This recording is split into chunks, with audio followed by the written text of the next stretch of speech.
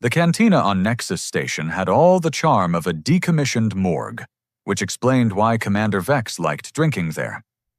The establishment's owner, a multi-limbed creature whose species name translated roughly to regretful life choices, served beverages that could dissolve titanium and asked no questions about the clientele's past or present war crimes.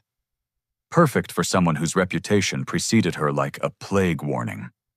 Vex sat in the corner booth she'd claimed 3 standard hours ago, watching condensation from her glass eat through the table's synthetic surface.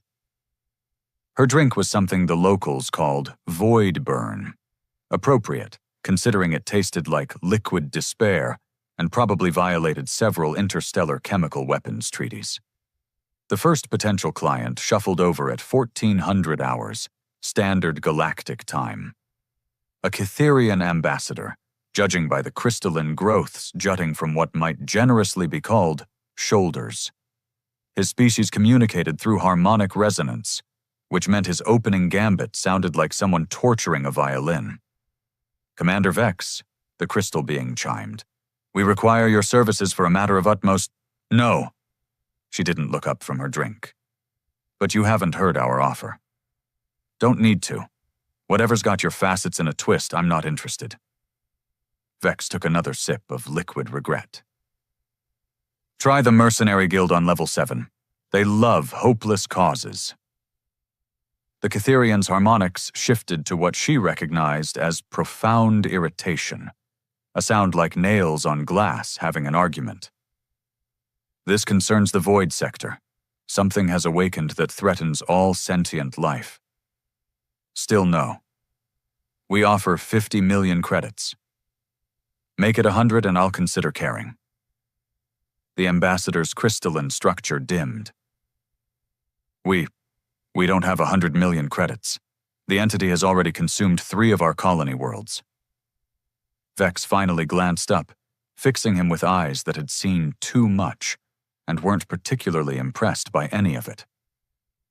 "Then you don't have a problem worth my time." The Cytherian departed with the sound of breaking glass, leaving behind the faint smell of ozone and wounded pride. Client number 2 arrived 30 minutes later. This one belonged to the hegemony of scales, a reptilian species that had somehow convinced themselves that bureaucracy was the highest form of art. The representative wore the elaborate ceremonial robes that indicated middle management, which meant she was either very important or completely expendable. "Commander Vex, I bring greetings from the Hegemony Council of, let me guess, something terrible in the Void Sector. Ancient evil threatens all life. You need someone expendable to poke it with a stick." The reptilian official blinked her nictitating membranes in what Vex had learned was surprise. "How did you—" "Lucky guess. What's your budget?" "The Hegemony is prepared to offer territorial concessions, trade agreements, and a formal apology for that unfortunate incident with your homeworld's diplomatic mission." Vex snorted. "The incident where your people tried to serve our ambassador at a state dinner?" "Cultural misunderstanding. We've since updated our xenobiology protocols." "Pass." "But Commander, surely you understand the gravity. I understand that your species thinks everything can be solved with the right paperwork. This doesn't sound like a filing problem." The Hegemony representative slithered away, muttering something in her native tongue that the universal translator tactfully rendered as agricultural implements. The third visitor waited until the evening shift change, when the cantina's lighting dimmed to accommodate species that found photons personally offensive. This one was harder to identify, a writhing mass of tentacles and bioluminescent patches that suggested deep ocean origins. When it spoke, the words emerged from a translator box grafted to what might have been its torso. "Human mercenary, we have monitored your reputation. Congratulations. Want a medal? We represent the Abyssal Collective. Our offer supersedes all others." Vex raised an eyebrow. The Collective controlled most of the galaxy's deep water worlds and had resources that made other species' treasuries look like children's allowance money.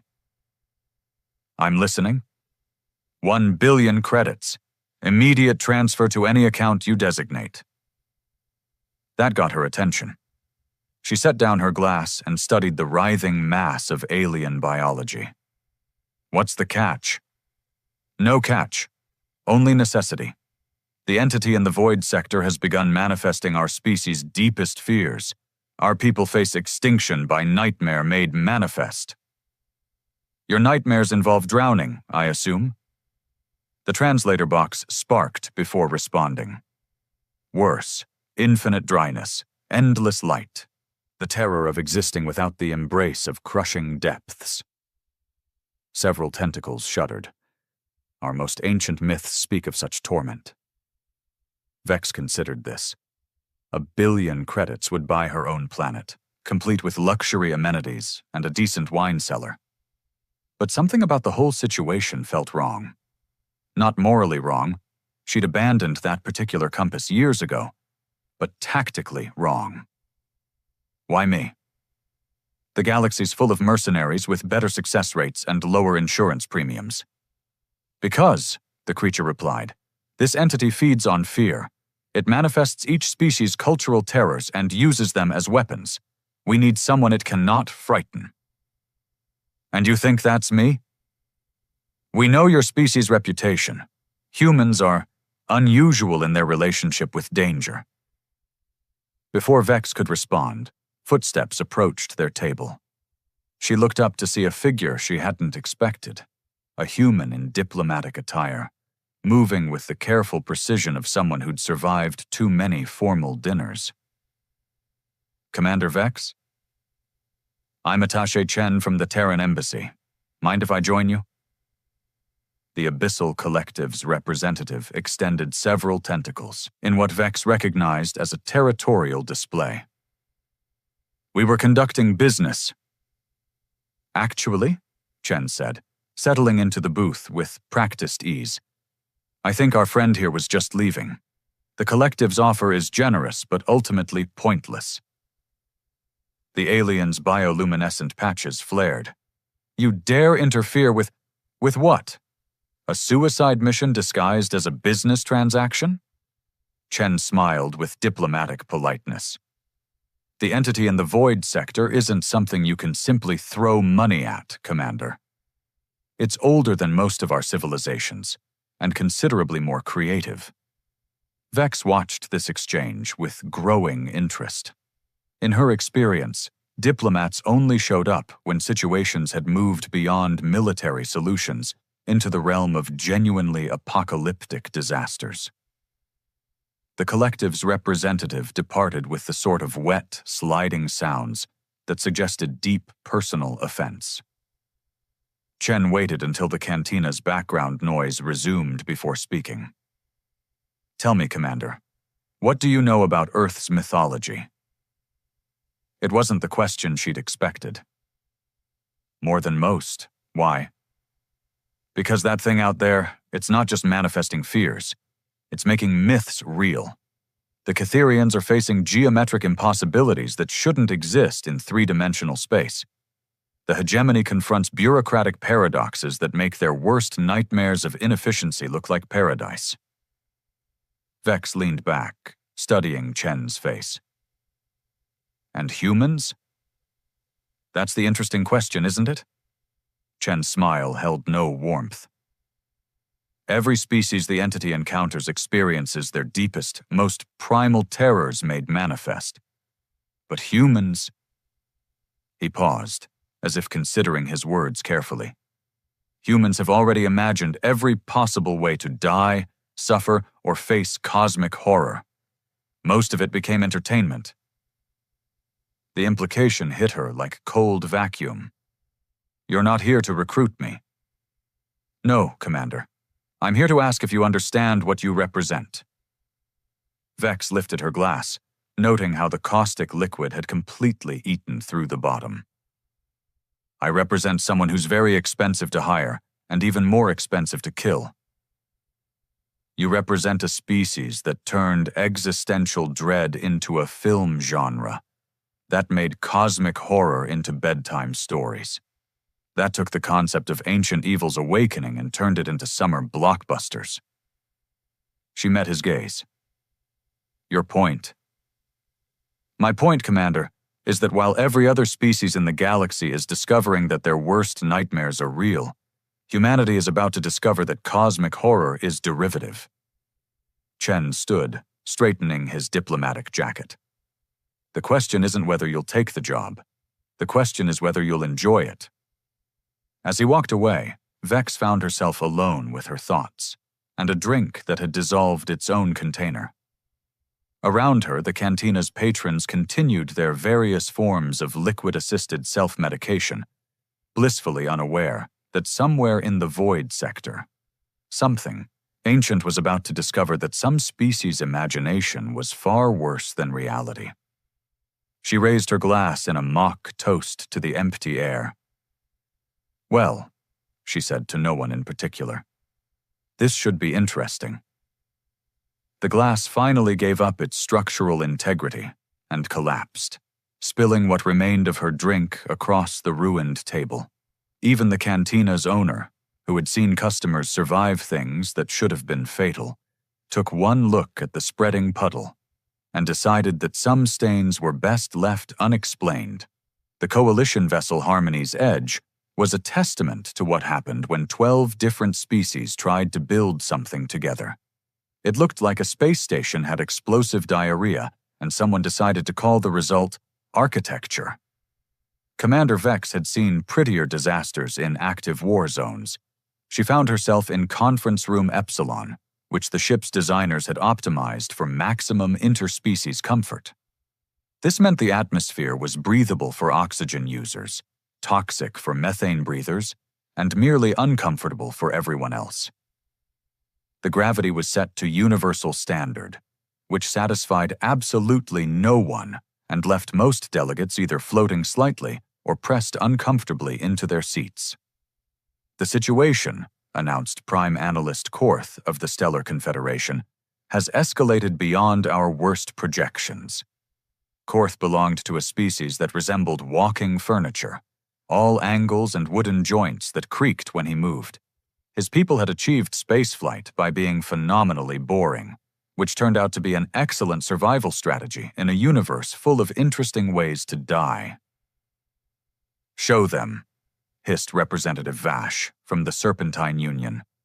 Her species had evolved from ambush predators, which explained their natural talent for corporate law and hostile takeovers. Show them what it did to Kepler-7. The holographic display activated, showing what had once been a thriving research colony. Now it looked like someone had fed a geometry textbook to a blender and scattered the results across 3 dimensions. Buildings twisted into impossible shapes, their angles violating several laws of physics and at least one treaty regarding architectural war crimes. The entity arrived in the Kepler system 18 standard days ago, Korth continued. Within hours, it had manifested the Catherian Imperium's deepest cultural terror, spaces that exist in more dimensions than mathematics allows. My people, resonated Ambassador Flux through his harmonic translator, describe it as architectural blasphemy. Our engineers cannot comprehend structures that have both inside and outside occurring simultaneously in 17 dimensions. Dr. Hollowbeak of the Avian Collective ruffled her feathers in distress. Her species had conquered the skies of a dozen worlds, but their greatest fear involved being perpetually grounded. The entity adapted quickly. When it reached our orbital platforms, it manifested infinite gravity wells. Our people experienced the terror of permanent flight, forever soaring but never landing. Vex leaned back in her chair, which had been designed by committee and satisfied no known species concept of comfort. Let me understand this. The entity reads your cultural nightmares and makes them real. More sophisticated than that, rumbled Deep Speaker Maul from the Abyssal Collective. His translation unit sparked with moisture. It doesn't merely manifest fears. It weaponizes mythology, our most ancient stories become tactical reality. The hegemony of scales faced bureaucratic impossibilities, added Administrator Third Class Slith. Forms that required themselves to be completed before they could be filled out. Approval processes that created temporal paradoxes. Our most efficient systems became monuments to administrative futility. Vex found herself genuinely curious. How do you even fight something like that? We tried conventional weapons, said General Thax of the warrior castes. His species looked like someone had crossbred a rhinoceros with a furniture store, and their solution to most problems involved creative applications of high explosives. The entity absorbed our plasma bombardments and used the energy to make our fears more vivid. Psychological warfare proved equally futile, added Mind Speaker Zara of the Telepathic Consortium. Her people communicated through shared thoughts, which made their greatest terror the prospect of absolute mental isolation. It turned our own psychic defenses against us, creating zones of perfect silence where no thought could touch another. The holographic display shifted, showing system after system consumed by manifestations of species-specific terror. Each civilization's response followed predictable patterns: initial denial, desperate military action, psychological breakdown, then extinction or evacuation.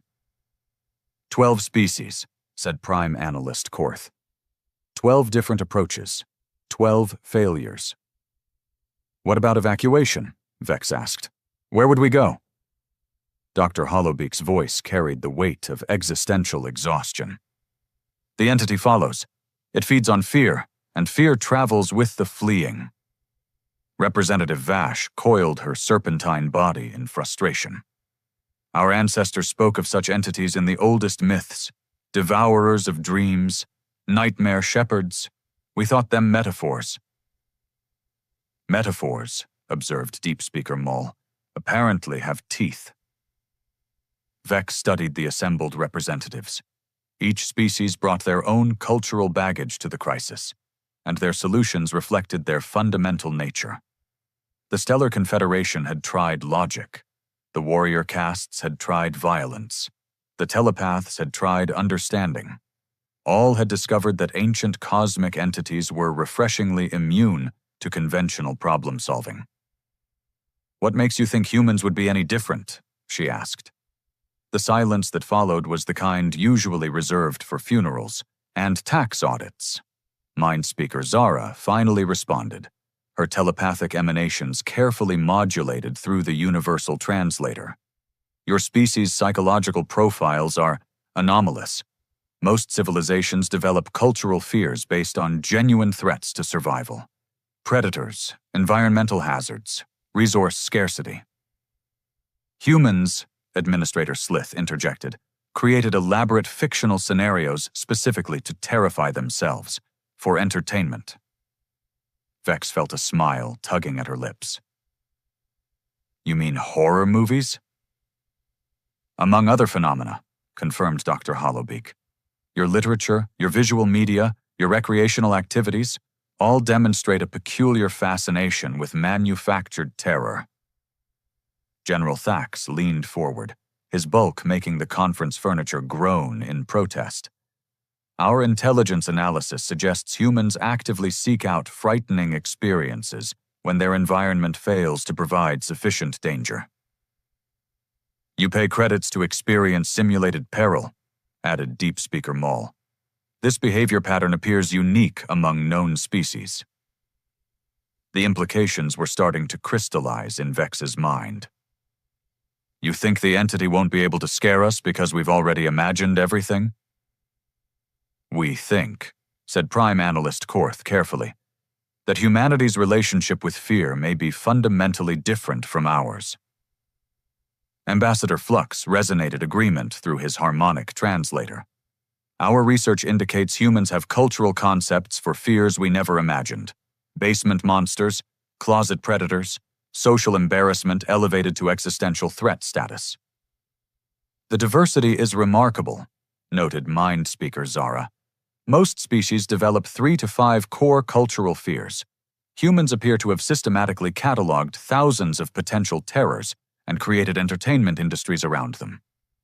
Vex considered this assessment. In her experience, humans did tend to take perverse pride in their ability to imagine creative ways to suffer. Other species feared actual threats. Humans feared theoretical ones, metaphysical ones, and ones that violated basic logic. So your plan is to send me out there and hope I'm too jaded to be frightened. Our plan, corrected Representative Vash, is to discover what happens when an entity that feeds on fear encounters a species that has already faced every possible nightmare in fiction. The holographic display shifted again, showing the entity's current position in the void sector. It pulsed with malevolent energy, surrounded by the twisted remains of several dozen star systems. It's growing stronger, observed General Thax. Each civilization it consumes adds to its power. And it's learning, added Dr. Hollowbeak. The manifestations become more sophisticated with each encounter. Vex stood, noting how the variable gravity made the simple action feel like a negotiation with physics. What happens if you're wrong? What if it turns out humans have fears you haven't catalogued? The assembled representatives exchanged glances that transcended species barriers, the universal look of people who had run out of alternatives. Then, said Prime Analyst Korth with the devastating honesty that his species was famous for, we discover what scares the species that made cosmic horror into children's bedtime stories. The strike vessel calculated risk, looked like it had been assembled by someone who understood engineering but had never actually seen a spaceship. Its hull bore the scars of hasty multi-species collaboration, Catherian crystal matrices fused to hegemony armor plating, with abyssal biomechanical interfaces crawling across surfaces that the Avian Collective had optimized for aerodynamics in vacuum. Commander Vex stood on what the ship's designers optimistically called a bridge, watching her assembled team perform final equipment checks. The crew represented peak military efficiency from 6 different civilizations, which meant they disagreed about everything from tactical doctrine to the proper way to hold a weapon. Perimeter established, reported Sergeant Grex of the warrior castes, his exoskeleton bristling with enough firepower to level a city block. No hostile contacts detected. Define hostile, muttered Specialist Whisper from the telepathic consortium.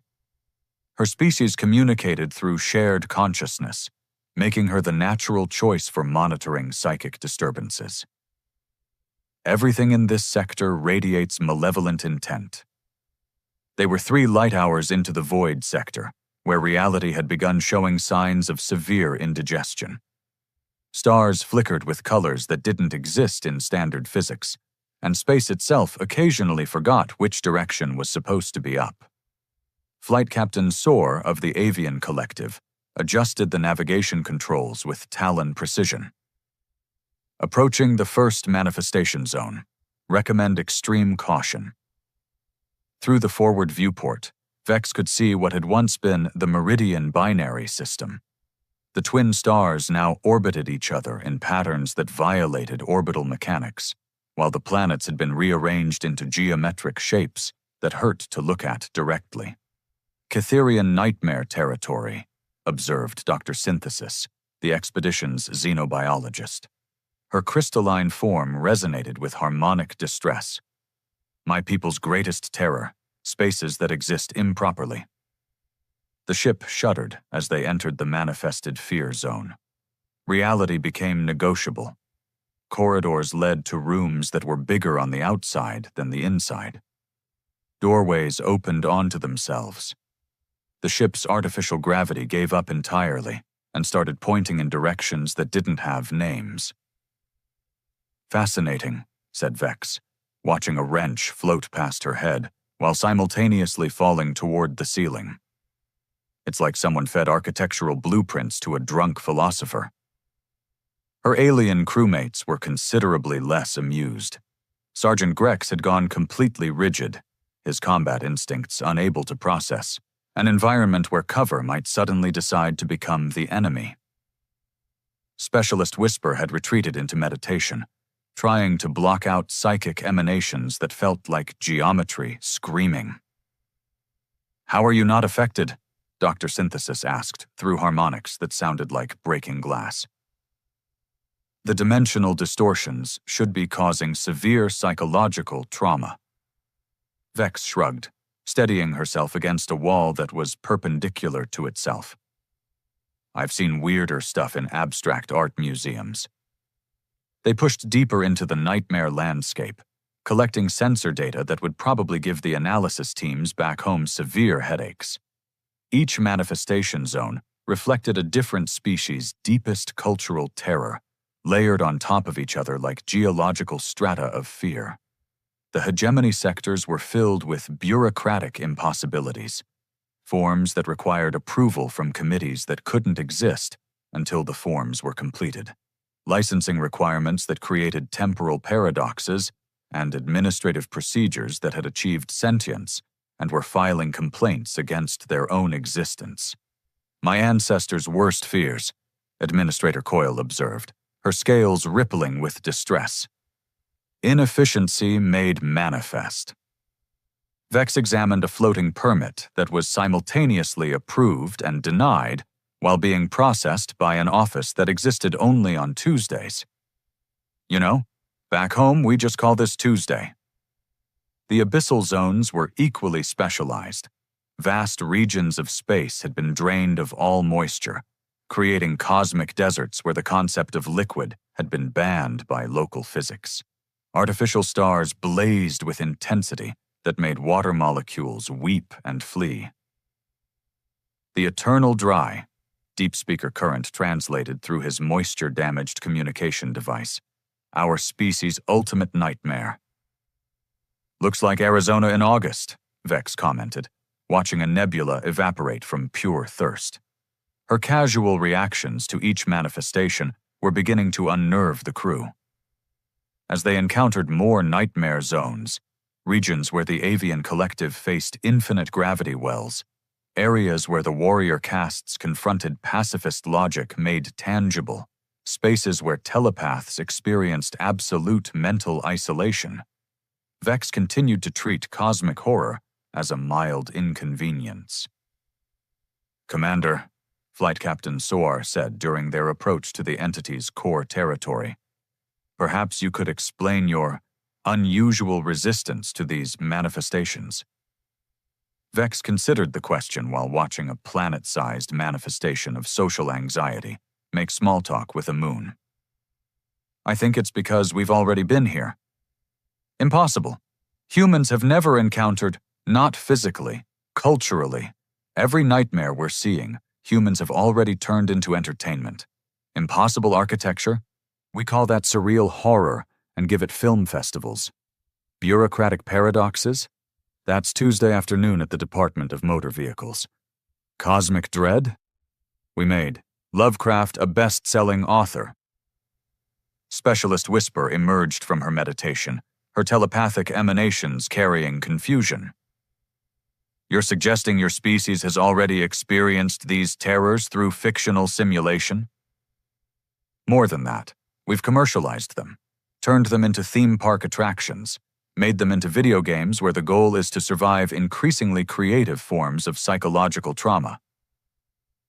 The ship's sensors detected massive energy signatures ahead, the entity's core presence. Through the viewport, they could see something that defied description in any language currently spoken by sentient species. "There," breathed Dr. Synthesis. "The source." It looked like someone had taken the concept of malevolence and given it architecture lessons. The entity existed in spaces between spaces, feeding on the fear emanations of manifestation zones, while simultaneously creating new ones. "Approaching engagement range," reported Sergeant Grex, his weapons systems targeting something that kept changing its relationship to three-dimensional space. "Negative," Vex countermanded. "We're not here to fight it." "Then what?" We're here to introduce it to human cultural exports. She activated the ship's communication array and began broadcasting toward the entity. Not weapons data or tactical information, but something far more devastating. Highlights from Earth's entertainment industry. Horror movie trailers, video game footage, novel excerpts, theme park advertisements. The entity's response was immediate and profound. Its manifestations began flickering, uncertainty creeping into their structure. Ancient intelligence encountered something it had never experienced, a species that had already imagined every possible way to be terrified and had turned the exercise into a profitable industry. It's confused, Specialist Whisper reported, her telepathic senses detecting emotional turmoil from something older than most star systems. The fear response patterns are inconsistent. Because it's trying to scare people who invented scary movies, Vex explained. We've already seen all this stuff. Most of it was directed by someone named Wes Craven. The entity attempted to adapt, reaching deeper into humanity's cultural consciousness for more primal fears. The space around their ship began manifesting new terrors: social embarrassment, missed deadlines, network connectivity issues, and the peculiar human dread of running out of coffee. Vex watched these manifestations with growing amusement.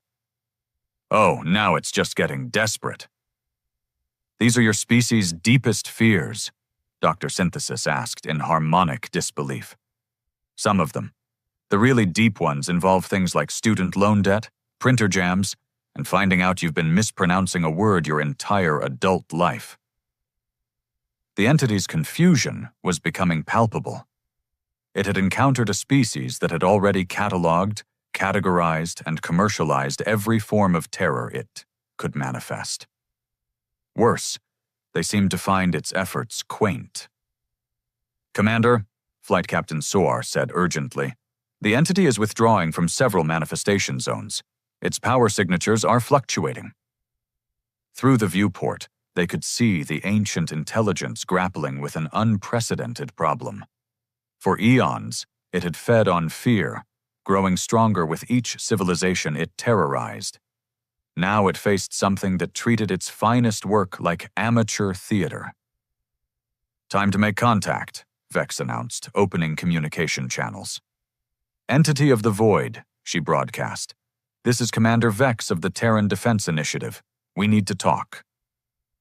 The response came as a wave of pure, malevolent intent that should have driven most sentient beings to madness. Instead, Vex found herself reminded of her last performance review.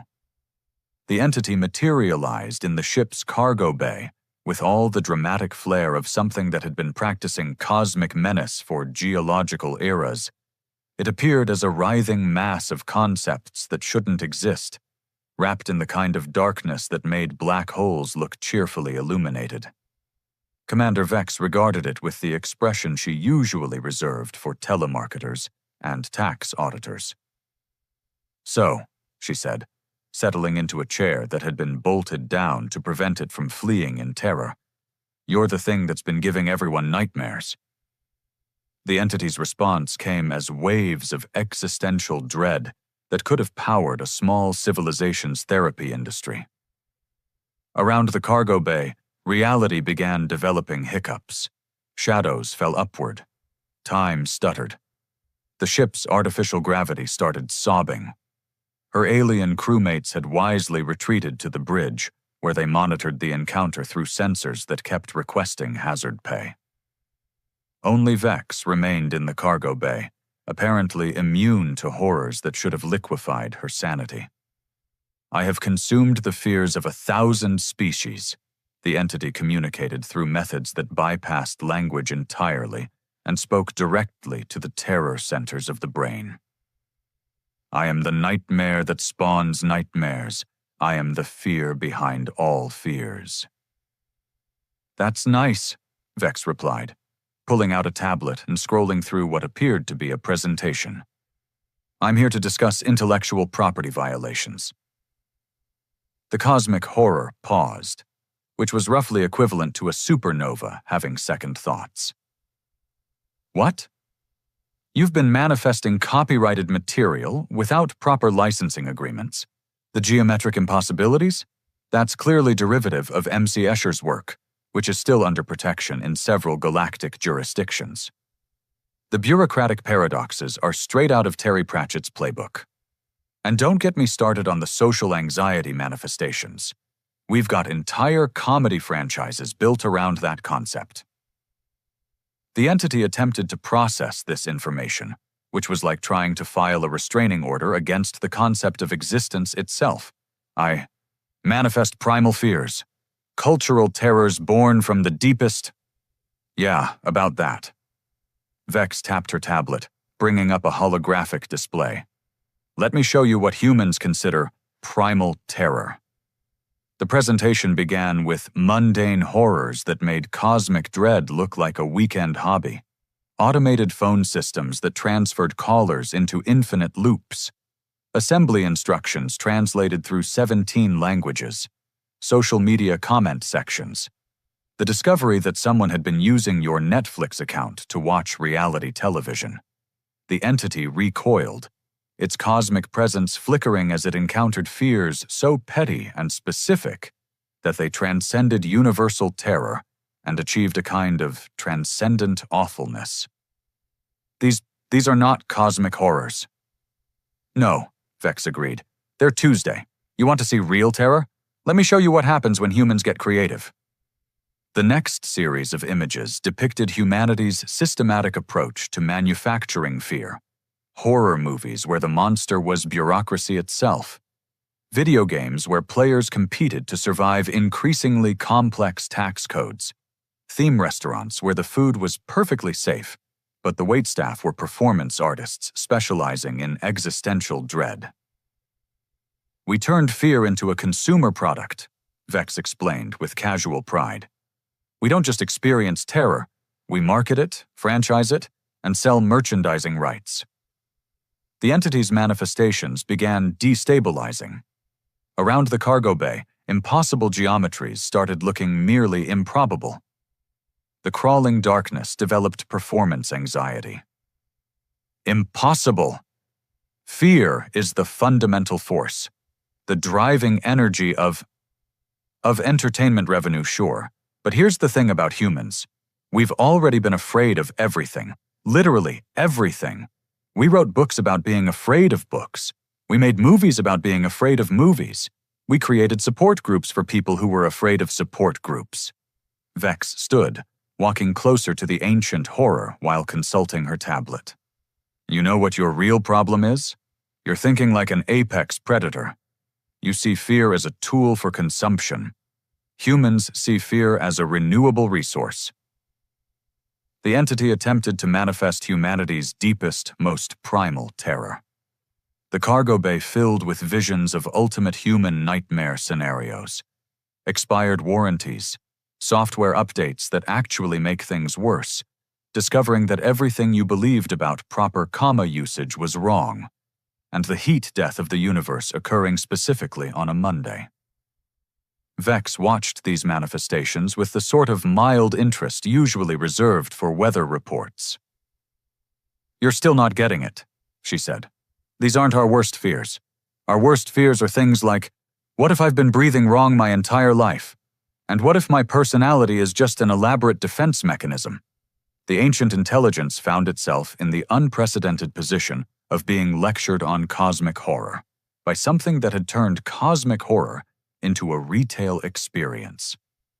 But here's what really should terrify you, Vex continued, her voice taking on the casual tone of someone explaining a particularly obvious point. You've spent eons feeding on fear, growing stronger with each civilization you consume, but you've never encountered a species that's already afraid of being consumed by ancient cosmic entities and has turned that fear into a profitable entertainment genre. The entity's form began to destabilize as it grappled with the implications. We have entire industries built around the concept of you. Horror writers who specialize in cosmic dread. Game designers who create interactive experiences where the goal is surviving encounters with entities exactly like you. We've commodified your entire existence. This This cannot be. Oh, it gets worse. We don't just survive cosmic horror. We critique it. We have professional reviewers who evaluate the quality of existential dread. We give awards for best psychological terror and most creative use of madness.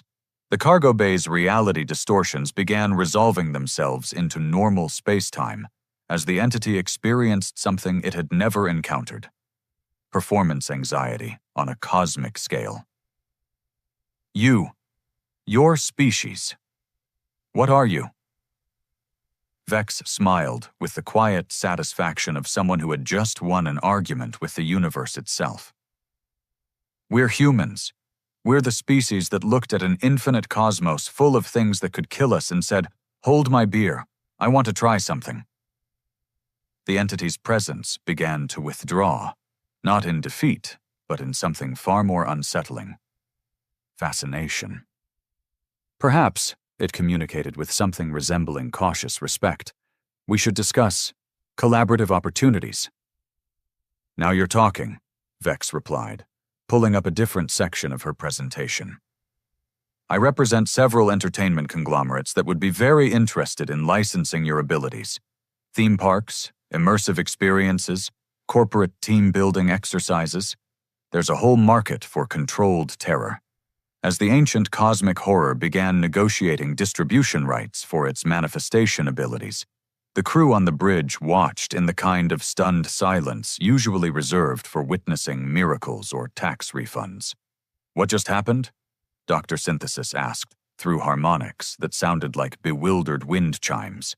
Attaché Chen, who had been monitoring the encounter through diplomatic channels, allowed himself a small smile. Humanity just did what it does best. It took something that was supposed to destroy us and turned it into a business opportunity. 3 standard months later, Cosmic Horror Experiences, LLC, opened its first location in the Nexus Station Entertainment District. The entity, now operating under the marketing name The Existential Dread Experience, provided controlled manifestations of species-specific fears for tourists who wanted to experience terror in a safe, regulated environment. The reviews were mixed, but profitable. Commander Vex used her consulting fees to buy a small planet in a quiet sector, where she established a brewery specializing in drinks that could dissolve starship hulls. Her establishment's signature cocktail was called Void Burn, and it came with a disclaimer that the management was not responsible for customers who achieved enlightenment through liver damage. The galaxy's various species learned a valuable lesson about humanity's relationship with the cosmos.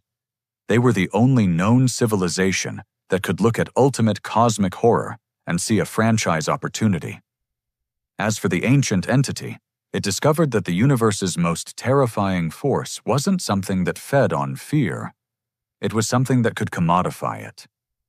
The cosmos, it turned out, had a sense of humor after all. It was just a very expensive one,